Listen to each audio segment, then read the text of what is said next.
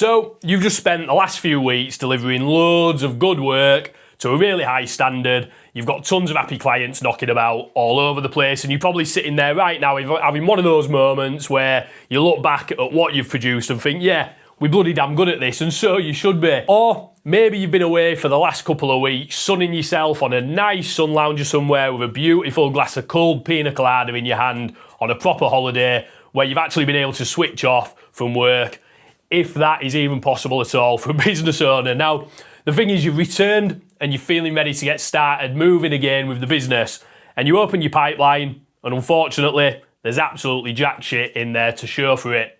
There's no new conversations been happening, there are no worthwhile inquiries sitting there waiting for you, and the opportunities that were there before you went away haven't moved forward one little bit. You've been busy delivering the work, you've been managing your team and fighting the fires that every business owner has to do.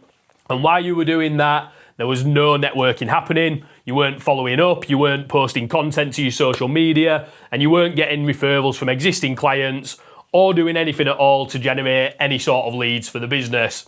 And at that moment, the moment you stopped feeding the pipeline just stopped. Now you've gone straight from that delivery mode and you've gone straight back into that sales panic mode where you start wondering where the next project is coming from. You start looking at the revenue forecast for the coming months and you start getting itchy feet and having to message old contacts and chasing conversations that went quiet months and months ago.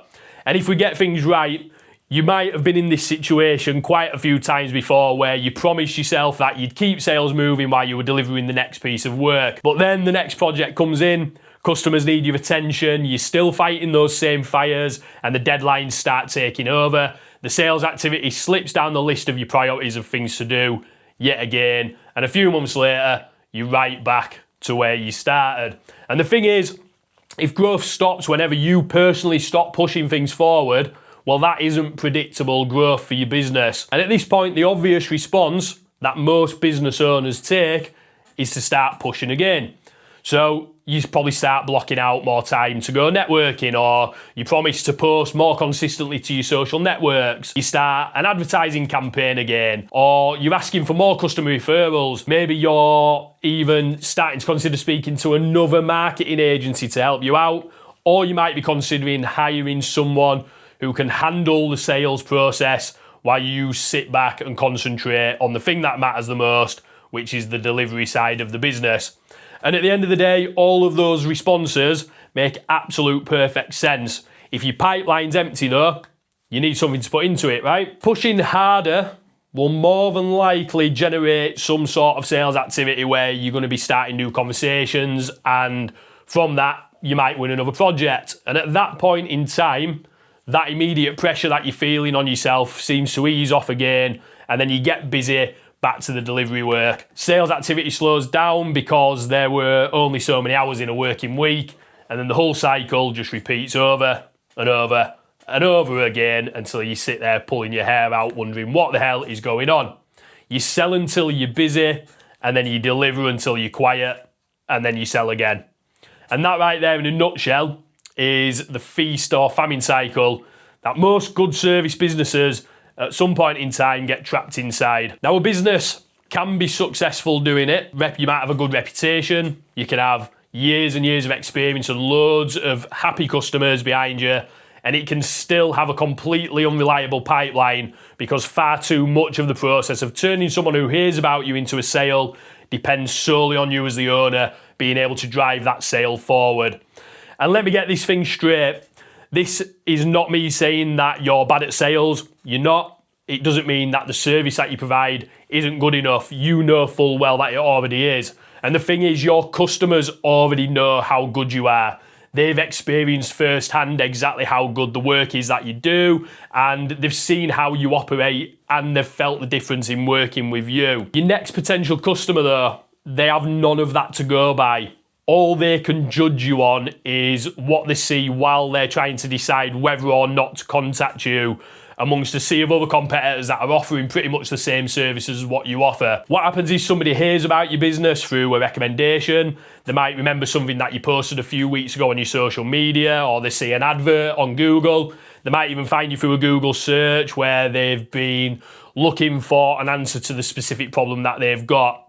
And what they do at that point is they visit your website, because at the end of the day, they're interested in you solving the problem that they've specifically got. And at this point in time, that person might not be ready to call you yet. They're not maybe ready to become an inquiry. What they want is to understand whether you work with people like them. They want to know whether you understand their problem better than they understand it themselves.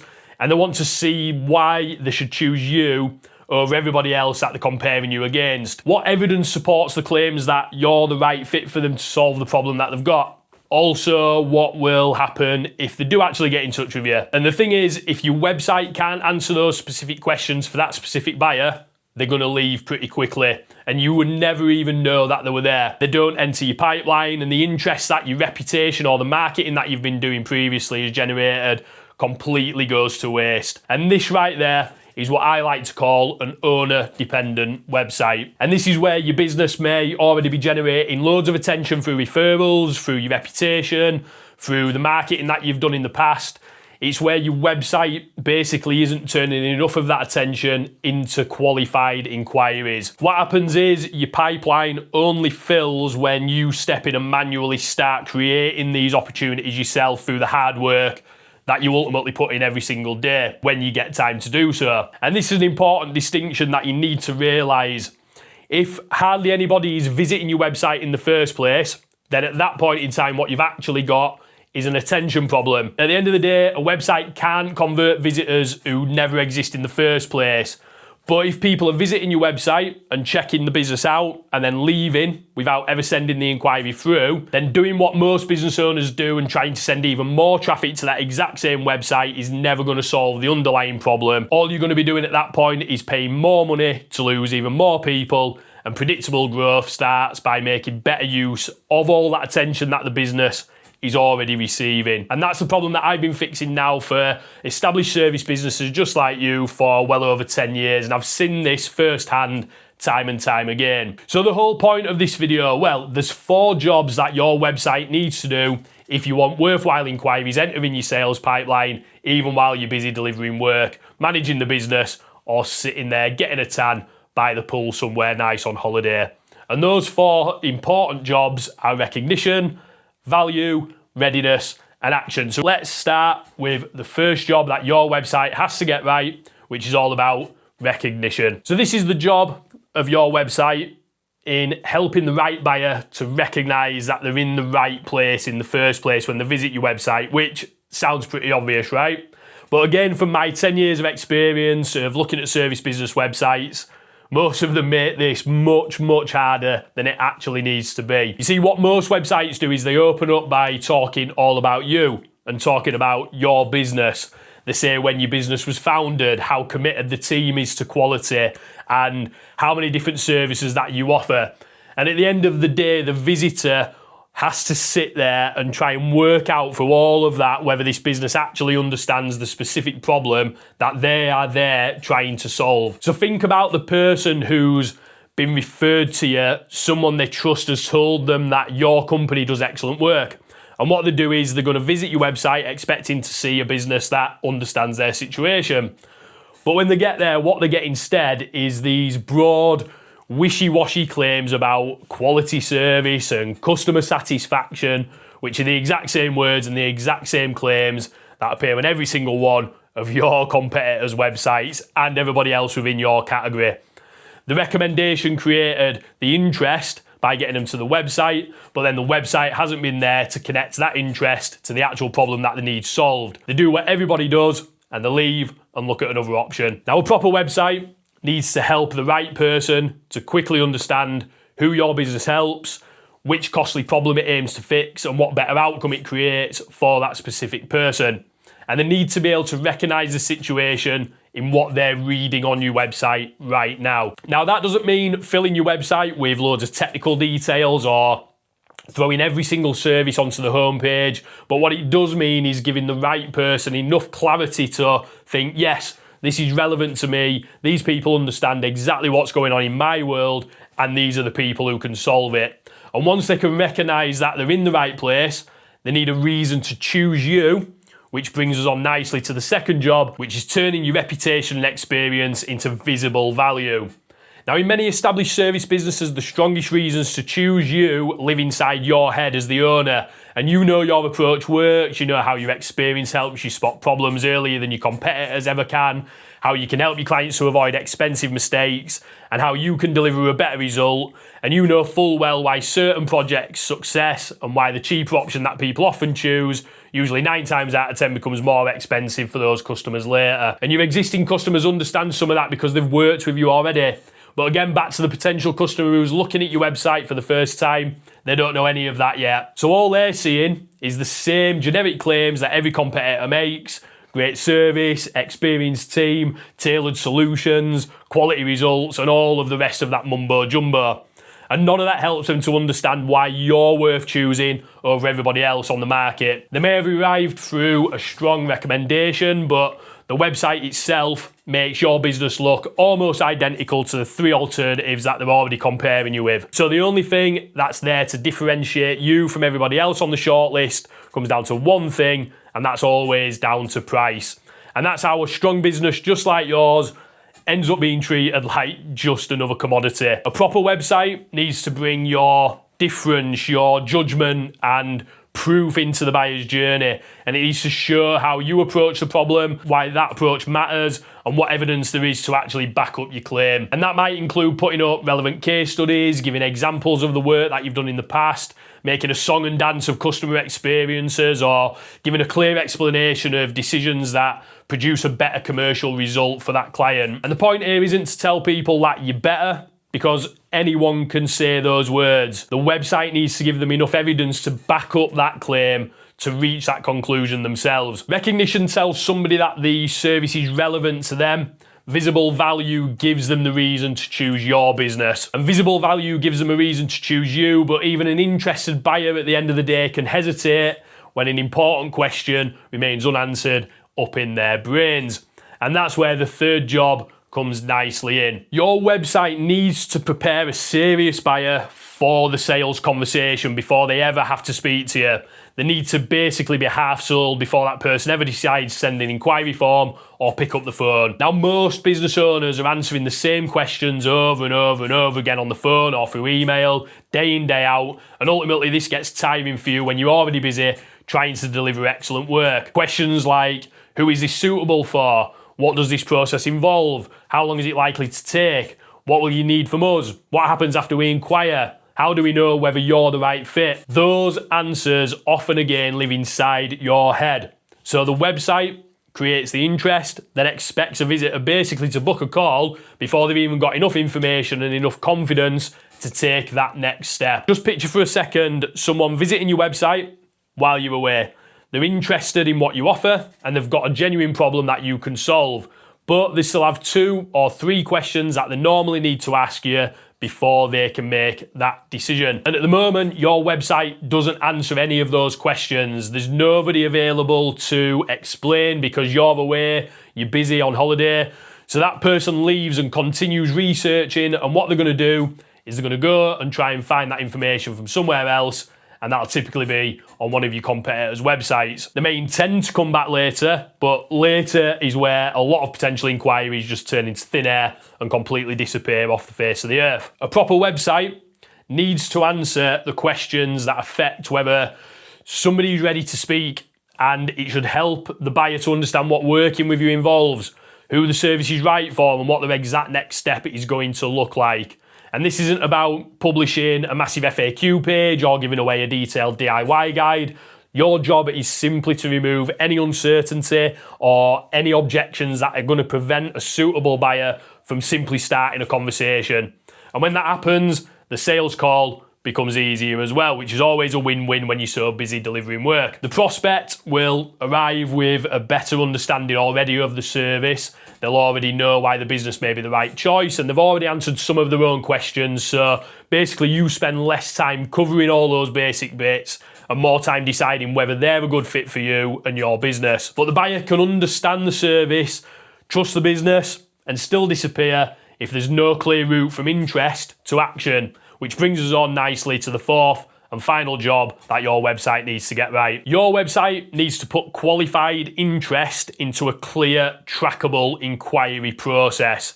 And a surprising number of websites do all the hard work and then end up with a vague contact button or a blank form or just a simple email address, and the buyer doesn't know what's going to happen after they get in touch. Are they booking a call? Are they requesting a quote?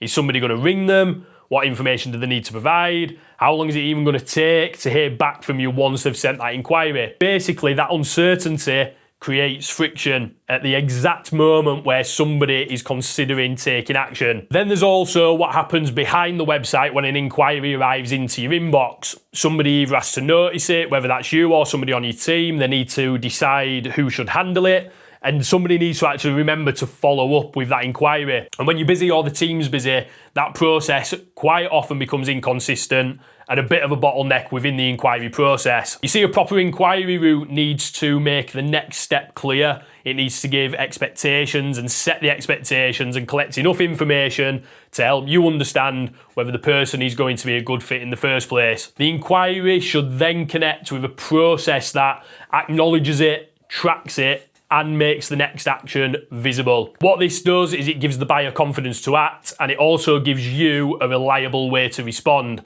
And it also means you can see what's working and what isn't. It gives you the data up front so you can identify where inquiries are even coming from in the first place, which ones are becoming genuine opportunities, and where people are dropping out of the process altogether.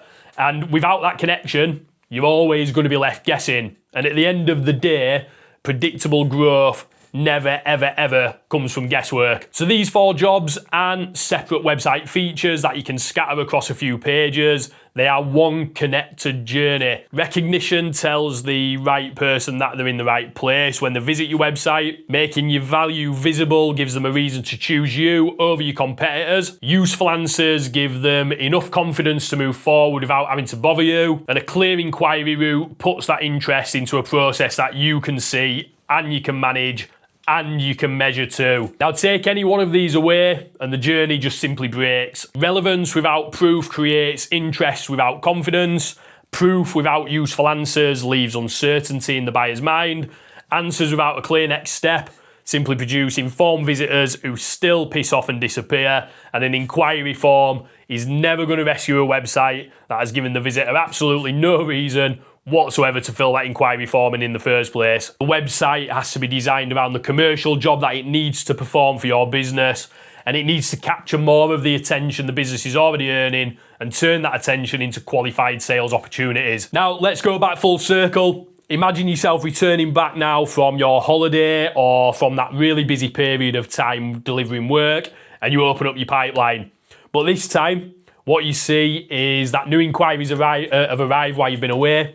Those people are already understanding what the business does and why it might be the right choice for them. Their inquiries have been acknowledged and the next action is clear for them to take. And someone in the business can now see exactly what needs to happen to move that person forward to the next stage. And you didn't have to create every opportunity personally. Sounds mint, doesn't it? Now, this doesn't mean you never have to do marketing again for the business. It doesn't mean the website magically just starts creating demand from nowhere. But what it does mean is that the attention created by your amazing reputation, by all the referrals that you get consistently, by the marketing that you're doing on a consistent basis, no longer now depends on you being available at the exact moment when someone decides to investigate your business. More of that attention keeps moving towards a proper sales conversation, and that's what makes growth less dependent on your daily involvement. So if your pipeline stops, whenever you stop, look at those 4 jobs that your website should be doing. If any of those 4 things are missing right now, you've found the place where potential inquiries are no doubt leaking out of your business, and that isn't something, as a business owner, that you want to be happening, is it? Now, if you've managed to get to the end of this video, thank you very much. Do me a favour, subscribe to the channel, and I'll see you on the next video.